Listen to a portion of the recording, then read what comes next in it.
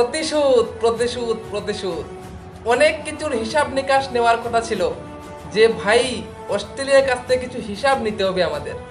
অনেক কিছু ওরা আমাদের কাছ থেকে ছিনিয়ে নিয়েছে, এবার আমাদের পালা। ভাই captain leading from the front, হ্যাঁ সেই কাপ্তান রোহিত শর্মা, যে নাকি বাহাতি ফাস্ট বোলার খেলতে পারছে না, বাহাতি ফাস্ট বোলার নাকি ওকে আউট করে দিচ্ছে। ভাই 2 নাম্বার ওভার স্টারকে 4টা ছক্কা একটা 4, 29 রানে এসেছে এই ওভারে, এবং সেই একই ওভারে এই ওভার থেকেই অস্ট্রেলিয়া শোল্ডারটা নিচে নেমে গেছে। কি দুর্দান্ত একটা পারি খেললো ভাই, 43 বলে 92 রানের একটা পারি। হ্যাঁ সে সেঞ্চুরি করতে পারেনি, কিন্তু আমাদের জন্য এটা সেঞ্চুরি থেকে অনেক বড় ব্যাপার, কারণ আমরা ফাইনালি অস্ট্রেলিয়াকে বাড়িতে পাঠানোর ব্যবস্থা পুরোপুরি করে দিয়েছি। যে তোমরা অনেক লাফালাফি করেছো, অনেক বলেছো যে আমরা তো কাপ নিয়ে নেবো, এই করে দেবো সেই করে দেবো, অনেক বলেছো ভাই, অনেক হয়েছে, থাক আর না, যাও ঘরে যাও, ঘরে গিয়ে ম্যাচ দেখো, ইন্ডিয়া কেমন করে খেলে সেটা দেখো, যাও সেমিফাইনাল কিভাবে খেলতো সেটা দেখো, ঠিক আছে? তো সুপার 8 থেকে বিদায় করে দিয়েছি আমরা অস্ট্রেলিয়াকে। হ্যাঁ এখনো বিদায় হয়নি, কিন্তু আমার মনে হচ্ছে কাল সকাল সকাল অস্ট্রেলিয়া বিদায় হয়ে যাবে। আফগানিস্তান যদি বাংলাদেশকে হারিয়ে দেয় তাহলে ওরা বিদায় হয়ে যাবে। হ্যাঁ অস্ট্রেলিয়া এখন বাংলাদেশের উপর ভরসা করে বসে আছে, যদি বাংলাদেশ আফগানিস্তানকে হারিয়ে দেয় তাহলে অস্ট্রেলিয়ার একটু চান্স রয়েছে, ঠিক আছে? তো এখন অস্ট্রেলিয়া পুরোপুরি বাংলাদেশের বাংলা টাইগারের উপর নির্ভরশীল, তো সেটা হচ্ছে দেখার বিষয়।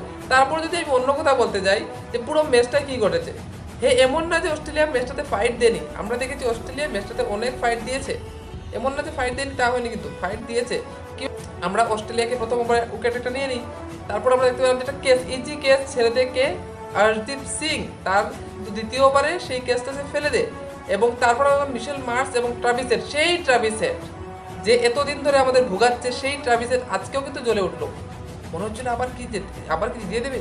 কিন্তু আমাদের বোলারের উপর একটু তো আমার কনফিডেন্স ছিল যে হ্যাঁ কুলদীপ কিছু করতে পারে, অন্যরা তো করতে পারেনি, কারণ পাওয়ার প্লেতে আমরা দেখলাম যে তারপর তুর ব্যাটিং করছে দুজন, মিচেল মার্শ এবং সাথে ট্রাভিসের। কিন্তু কুলদীপের সেই ওভার এবং সেই ক্যাচ অক্ষর পাটিলের, কি বলবো ভাই, সেই ক্যাচটাই হচ্ছে টার্নিং পয়েন্ট, যেখানে দুর্দান্ত একটা ক্যাচ এক হাতে লুফে নিল অক্ষর পাটিল এবং বলে দিল যে অস্ট্রেলিয়ার কাম ডাউন শুরু হয়ে গেছে বাসার যাওয়ার জন্য।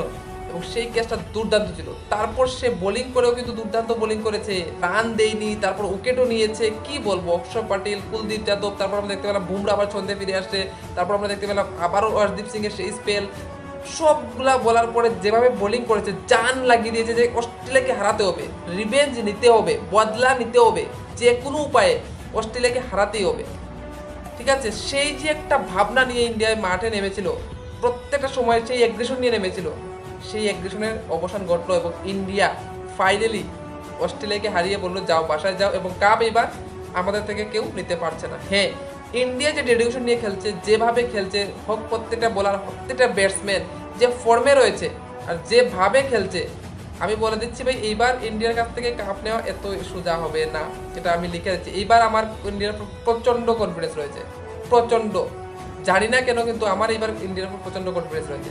তোমাদের কতটুকু কনফিডেন্স আছে সেটা কমেন্টে বলে দিও।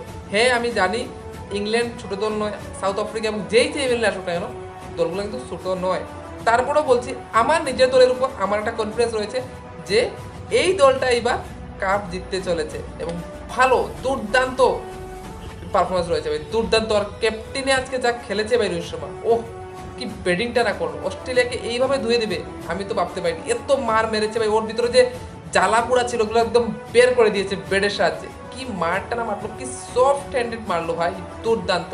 এ সব সময় তোমরাই জিতবে না, আমরাও এখানে মাঠে খেলতে এসেছি, এবং দুর্দান্ত স্টেটমেন্ট দিয়ে দেবো। কারণ আফগানিস্তান অলরেডি ওদেরকে হারিয়ে বসেছিল, তো আফগানিস্তান বলছে ভাই আমরা যদি হারাতে পারি তোমরা তো 100% হারাতে পারবে, কারণ তোমরা তো অনেক ভালো টিম। ইন্ডিয়া বললো হ্যাঁ কথা ঠিক, আফগানিস্তান হারিয়ে দিয়েছে অস্ট্রেলিয়াকে, আমরা পারবো না?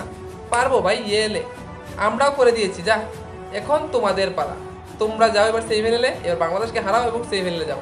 তো ইন্ডিয়া বললো ভাই আমরাও করে দিয়েছি, এখন তোমাদের পালা, যাও সেমিফাইনাল খেলো, স্বপ্ন দেখো, কেন দেখবে না স্বপ্ন?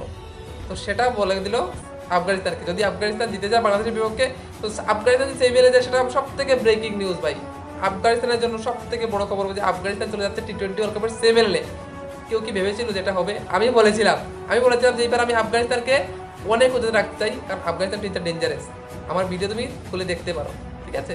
তো যাই হোক, ইন্ডিয়া খুব ভালোভাবে জিতলো। তোমাদের কেমন লাগলো কমেন্টে বলে দিও। ভিডিও ভালো লাগলে একটা লাইক করে দিও, চ্যানেল নতুন চ্যানেল সাবস্ক্রাইব করে বেল আইকন দাবিয়ে দিও। দেখা হচ্ছে একটা ভিডিও, ততক্ষণ বাই বাই।